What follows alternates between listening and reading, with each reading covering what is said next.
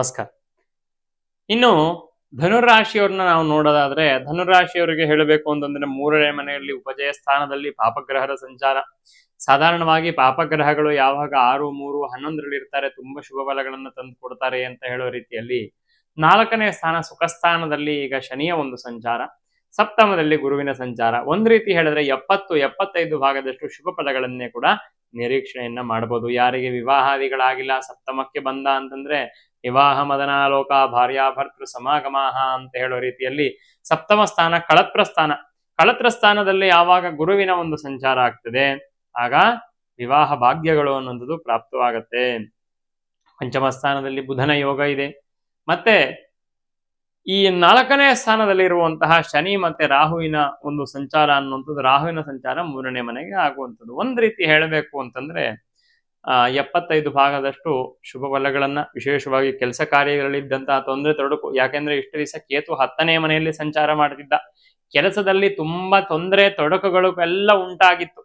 ಆದ್ರೆ ಇನ್ನು ಮುಂದೆ ಆ ಕೆಲಸ ಎಲ್ಲವೂ ಕೂಡ ಸುಗಮವಾಗಿ ನಡೆಯುವಂತಹ ರೀತಿ, ವ್ಯಾಪಾರ ವ್ಯವಹಾರಾದಿಗಳು ಸುಗಮವಾಗಿ ನಡೆಯುವಂತಹ ರೀತಿಯಲ್ಲಿ, ಇಲ್ಲದೇ ಇರುವಂತಹ ಎಷ್ಟೋ ಜನಕ್ಕೆ ಕೆಲಸ ಇಲ್ಲದೇ ಇರುವಂತವರಿಗೆ ಹೊಸ ಕೆಲಸ ಪ್ರಾಪ್ತವಾಗುವಂತಹ ರೀತಿಯಲ್ಲಿ, ಕೆಲಸ ಬಿಟ್ಬಿಡ್ಬೇಕು ತುಂಬಾ ತೊಂದರೆ ಆಗ್ತಿದೆ, ಎಲ್ಲಿ ಇರ್ಲಿಕ್ಕೆ ಆಗ್ತಿಲ್ಲ, ಇಲ್ಲಿ ಬದಲಾವಣೆ ಮಾಡಬೇಕು ಅಂತ ಅಂದ್ಕೊಂಡವ್ರಿಗೆ ಹೊಸದಾಗಿರುವಂತಹ ಒಂದು ಕೆಲಸ, ಹೊಸದಾಗಿರುವಂತಹ ವೃತ್ತಿ ಜೀವನ ಪ್ರಾರಂಭ ಮಾಡಲಿಕ್ಕೆ, ವಿಶೇಷವಾಗಿ ಬೇರೆಯ ಒಂದು ಸ್ಥಳಗಳಿಗೆ, ಅಂದ್ರೆ ನಿಮ್ಮ ವಾಸ ಇವಾಗ ಎಲ್ಲಿದ್ದೀರಾ ಅಲ್ಲಿಂದ ಬಿಟ್ಟು ಬೇರೆ ಸ್ಥಳಗಳಿಗೆ ಹೋಗಿ ಕೆಲಸ ಮಾಡುವಂತಹ ಒಂದು ಯೋಗವನ್ನು ಕೂಡ ಇಲ್ಲಿನ ಒಂದು ಗ್ರಹಗಳ ಒಂದು ಸ್ಥಿತಿ ಅನ್ನುವಂಥದ್ದು ತಂದು ಕೊಡುತ್ತೆ.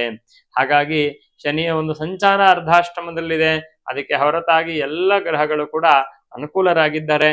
9ನೇ ಸ್ಥಾನ ಪಿತೃಸ್ಥಾನ ಅಂತ ಕರಿತೀವಿ.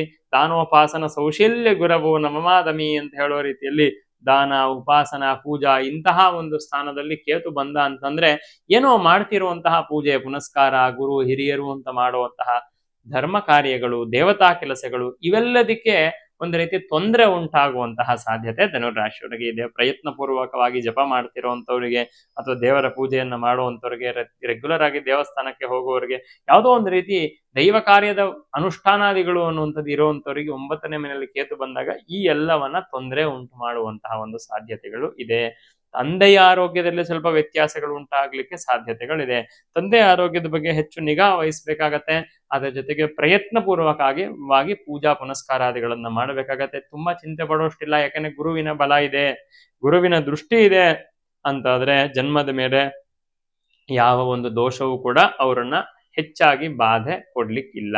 ಹಾಗಾಗಿ ಗುರುವಿನ ಬಲ ಇದೆ. ಬೇರೆ ಎಲ್ಲ ಗ್ರಹಗಳು ಕೂಡ ಮುಕ್ಕಾಲು ಪಾಲು ಎಲ್ಲರೂ ಕೂಡ ಅನುಕೂಲರಾಗಿದ್ದಾರೆ.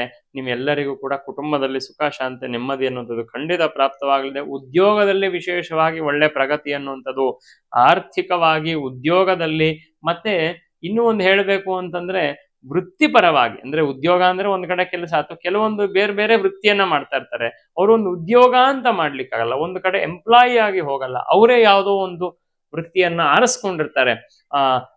ವ್ಯಾಪಾರ ಆಗಿರ್ಬೋದು ಅಥವಾ ಇನ್ಯಾವುದೋ ಒಂದು ರೀತಿ ಸರ್ವಿಸ್ ಓರಿಯೆಂಟೆಡ್ ಕೆಲಸ, ಅಂತದ್ರಲ್ಲೂ ಕೂಡ ತುಂಬಾ ಪ್ರಗತಿಯನ್ನ ಕಾಣಸಿಗುವಂತಹ, ಹೊಸದಾಗಿರುವಂತಹ ಗೌರವ ಕೀರ್ತಿಗಳು ಅನ್ನುವಂಥದ್ದು ನಿಮ್ಮ ಉದ್ಯೋಗ ಮತ್ತೆ ವೃತ್ತಿಯಲ್ಲಿ ಸಿಗುವಂತಹ ಒಂದು ಸಾಧ್ಯತೆಗಳು ಅನ್ನುವಂಥದ್ದು ಧನುರಾಶಿಯವರಿಗೆ ಕಾಣಸಿಗತ್ತೆ. ಧನುರಾಶಿಯವರಿಗೆಲ್ಲ ಒಳ್ಳೇದಾಗ್ಲಿ. ನಮಸ್ಕಾರ.